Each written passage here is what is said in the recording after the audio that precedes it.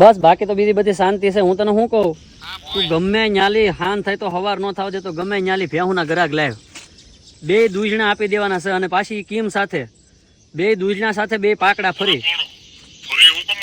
હા અરે ફરી નો આપું તો શું કરું?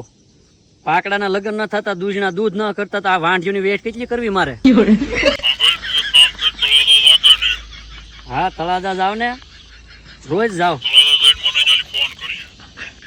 કેમ ન્યા શું છે?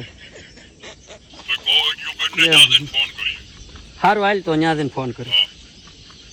હાલો તળાજા તો આવ્યો. તળાજા કઈ જગ્યાએ જવાનું છે? હું અત્યારે ઉભો બજરંગ ચોકમાં. હા હા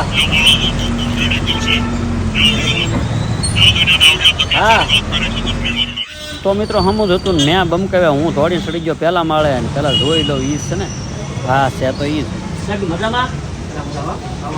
તો ગોતી ગોતીને ધરાણો સાહેબ તકલીફની વાત કરવામાં. શું હોય તકલીફમાં એવું છે સાહેબ, 100 હાથ મેણા પણ એ કે દૂધ કરતા ને, અને 100 હાથ પાકડા છે એ કે લગ્ન કરતા ને.